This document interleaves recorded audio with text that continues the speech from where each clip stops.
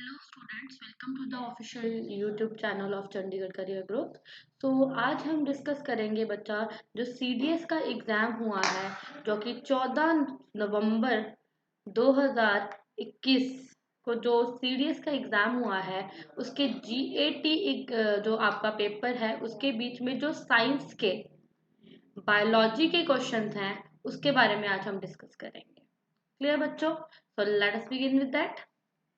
So the very first question, so basically अगर मैं आपको बता दूं जो आपका जीएटी का एग्जाम होता है उसमें जो साइंस है उसमें से जो बेसिकली बायो है, बायो के जो क्वेश्चन हैं वो टोटल आपके आए हैं 10। और इन 10 क्वेश्चनों में से आपके 7 क्वेश्चन जो आए हैं वो आए हैं बच्चों जूलॉजी में से। और जो 3 क्वेश्चन हैं वो आए हैं बच्चा लोग आपके बॉटनी में से। Clear? So let us begin with questions. Clear? So हम क्वेश्चंस अब डिस्कस करते हैं। तो क्वेश्चन नंबर 13 जो है बच्चा, which of the following limits the number of the trophic level in the food chain. Basically what do you mean by बच्चा trophic level? First of all trophic level क्या होता है? जो हमारा एक से एनर्जी दूसरे में ट्रांसफर हो रही है उसको हम क्या कहेंगे? ट्रॉपिक लेवल बोलेंगे। जैसे 1 trophic level, 2, 3 and 4 and so on. तो क्वेश्चन क्या पूछा गया है बच्चों? क्वेश्चन हमसे पूछा गया है कि विच of the following limits the number of tropic level in the food chain. Food chain में कौन सी लिमिट्स है जो कि बताती है हमें number of the trophic level. So options क्या है हमारे बच्चा? डेफिशिएंट फूड सप्लाई, दूसरा है हमारा बचा पॉल्यूटेड एयर, ठीक है। तीसरा ऑप्शन है हमारा decrease in the ability energy at a higher trophic level. And fourth है हमारा बचा पैरासिटिक ऑर्गेनिजम्स। तो बचा फोर्थ ऑप्शन और सेकेंड ऑप्शन को देखें तो ये तो सरासर गलत माने जाते हैं, क्योंकि टॉपिक लेवल में ना तो हम पैरासिटिक ऑर्गेनिजम्स की बात करते हैं ना तो हम पॉल्यूटेड एयर की बात करते हैं। डेफिशिएंटी फूड सप्लाई, बच्चा एनर्जी ट्रांसफर हो रही है तो फूड के थ्रू ही एनर्जी ट्रांसफर होगी, तो डेफिशिएंट तो एनर्जी हमारी फूड हो ही नहीं सकता, राइट। तो ये वाला ऑप्शन भी गलत हो सकता है। तो ऑप्शन नंबर सी जो है हमारा, that would be your decrease in the ability available energy at higher trophic level is the right answer of that question. Okay students, तो नेक्स्ट क्वेश्चन देखते हैं हम। In a pea, in pea, a pure tall plant is crossed with the short plant. What will the ratio of the pure tall plant to the short plant in the F2 generation? तो बच्चा हमारे basically अगर हम F1 generation की बात करें, जब हमने इन दोनों को आपस में क्रॉस किया तो हमारे पास क्या आया बच्चा? ये आया F1 जनरेशन में। अब F2 जनरेशन में हम क्या करेंगे? इसको हम क्या करेंगे? क्रॉस करेंगे। तो इस स्केयर जो ये जो हम बनाते हैं बच्चा, इसको पन्नेट स्केयर बोलते हैं, ठीक है। और इसमें हम इसको क्रॉस करवाएंगे तो हमारे पास ये है। और व्हेन वी क्रॉस दिस तो यहाँ पे आएगा T T, T small T, T and small T and T and T. तो इसमें हम देख सकते हैं कि हमारे पास रेशो क्या आई है? 1:2:1। ठीक है, 1:2:1। ये हमें क्या बच्चा इंडिकेट कर रही है कि 1 जो है हमारे पास वो होमोजाइगस होमोजाइगस डोमिनेंट आया है, ठीक है। होमोजाइगस डोमिनेंट आया है। दो जो एलील्स हमारे पास आई हैं बच्चों, वो आई है हेट्रोजाइगस हेट्रोजाइगस आई हैं। और एक जो हमारे पास आया है बच्चा वो होमोजाइगस होमोजाइगस रिसेसिव आए हैं, ठीक है। होमोजाइगस रिसेसिव आए हैं। तो मोस्ट ऑफ द स्टूडेंट्स के दिमाग में जो क्वेश्चन का आंसर होगा वो क्या होगा बच्चों? 3:1 है ना, कि हमारे पास 3 टॉल है और 1 जो है वो क्या है? ड्रॉप है। बट बता ये क्वेश्चन जो होगा आपका यहाँ पे हो जाएगा गलत। ये वाला आंसर बच्चा इसका नहीं होगा, इसका आंसर होगा फर्स्ट, दैट इज 1:1। अब वो कैसे होगा? मतलब क्वेश्चन में देखिए क्या पूछा गया है कि what will be the ratio of pure tall plant to short plant, कि प्योर टोल की रेशो कितनी है शॉर्ट प्लांट्स को लेके। तो हम देख सकते हैं यहाँ पे हमारे पास 3 आए हैं ना टॉल प्लांट, तो है तो ये 3, तो तीनों को हम क्या लिखेंगे? 1:1, clear. So the right answer would B 1:1, क्योंकि हमारे पास एक जो है हमारे पास प्योर टॉल आया है और एक जो है वो प्योर क्या आया है बच्चा, रिसेसिव आया है, प्योर शॉर्ट आया है। ये हमारे पास प्योर शॉर्ट है और ये हमारे पास क्या है बच्चा, प्योर टॉल है। तो आपसे बच्चे क्वेश्चन में प्योर टॉल और प्योर शॉर्ट प्लांट के बारे में पूछा है, कि ना कि ये पूछा है कि रेशो कितनी आ रही है। क्लियर बच्चों। Next question, Which one of the following statement about variation is not true? बच्चा पहले क्वेश्चन में देख लिया जाएगा कि क्या पूछा गया है। नॉट पूछा गया है कि वेरिएशन के थ्रू कौन सी ऐसी स्टेटमेंट है जो कि ट्रू नहीं है। Clear.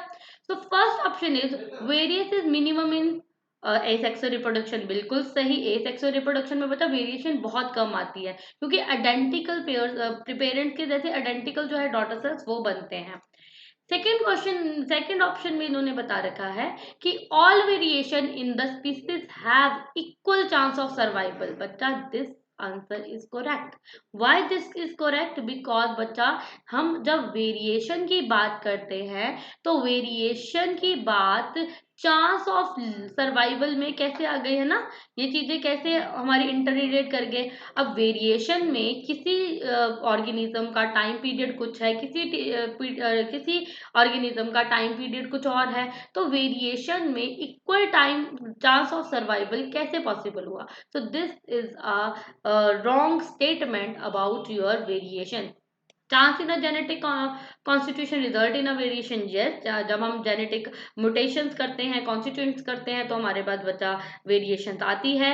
Variants can be selected by the environmental factor, yes we can select the variants. Clear. So the right option is B.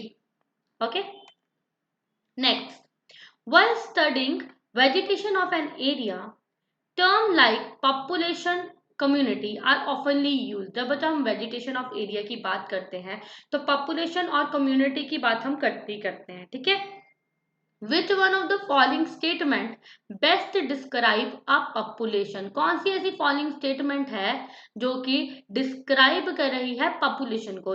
Basically यहाँ पे क्या पूछा गया आपसे, पॉपुलेशन की डेफिनेशन पूछी गई है। क्लियर। तो हम ऑप्शंस की तरफ को चलते हैं।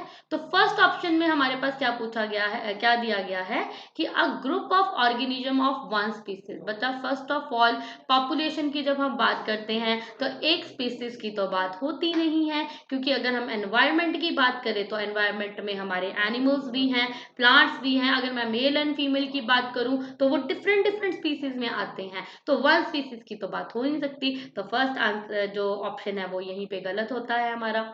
सेकंड ऑप्शन में भी ये देखो बच्चा वन स्पीसीज की बात कही गई है, ये भी गलत है। फोर्थ ऑप्शन में बच्चे हमें क्या दे रखा है कि a unit consist of biotic and abiotic component. बच्चा बायोटिक और एबायोटिक कंपोनेंट जब बात आती है तो इसको हम क्या रेफर करते हैं, इसको हम रेफर करते हैं इकोलॉजी। इसको इकोलॉजी में हम रेफर करते हैं बच्चा। तो पॉपुलेशन की तो बात इसमें आएगी नहीं। तो option D is the right answer, because इसमें क्या पूछा गया है बच्चा, a group of organism of more than one species, मतलब एक स्पीसीज से ज्यादा ऑर्गेनिज्म जो होंगे living in the same area at the same time. So the option D would be the right answer. Next question. In the human body, blood flows through a process of double circulation, है ना। दो बार हमारा blood जो है हमारे heart में आता है और उस प्रोसेस को हम डबल सर्कुलेशन कहते हैं। Which one of the following statement is true in this regard? कौन सी ऐसी स्टेटमेंट है बच्चा जो ट्रू है। So the first option would be oxygenated blood reaches the left side of the heart from the lung। ये बता बिल्कुल सही है, तो आंसर हमारा यही है। वैसे मैं आपको पहले ही बता दूं, पर हम बाकी सारे ऑप्शंस को भी लेके चलते हैं कि कैसे हमने कहा कि ये वाला हमारा आंसर जो है वो सही है। तो बी वाला जो है बच्चा उसमें क्या पूछा गया, उसमें क्या बेसिकली दिया गया है कि blood in the left side of the heart is poor in oxygen. Guys left side जो हार्ट की होती है उसमें ऑक्सीजनेटेड ब्लड होता है, तो उसमें ऑक्सीजन पुअर कैसे हुई। ठीक है, तो ये तो है हमारा गलत। ठीक है। Deoxygenated blood from the left side, फिर वही बात बताई गई है, लेफ्ट साइड में तो ऑक्सीजनेटेड ब्लड होता है, तो ये वाला ऑप्शन भी हमारा गलत हो जाता है।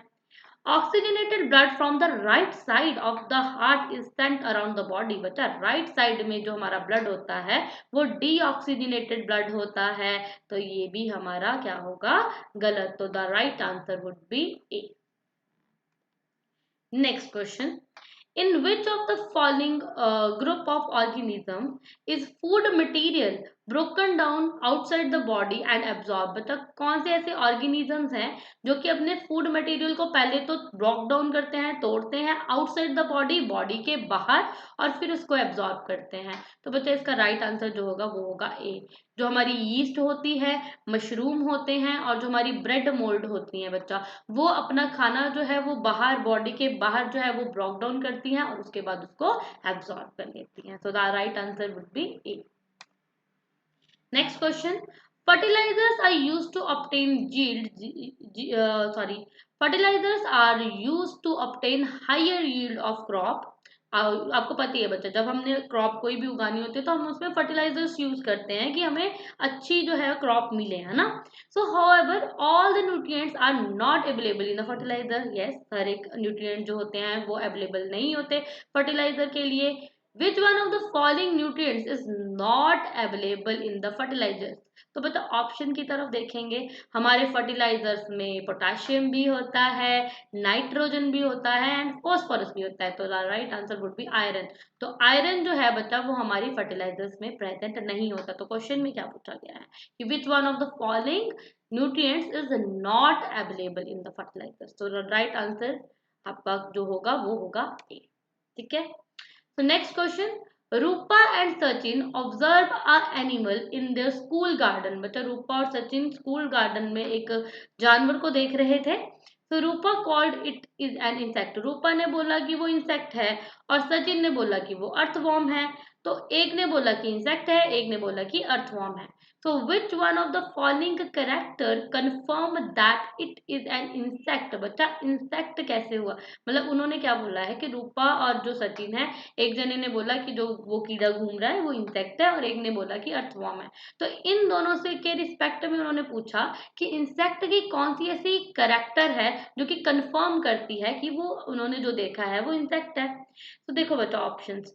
So body of the animals had very little segments. बच्चा first option would be your right answer, because बच्चा इंसेक्ट का जो मेन कैरेक्टर होता है वो होता है बच्चा जॉइंटेड लेग्स का।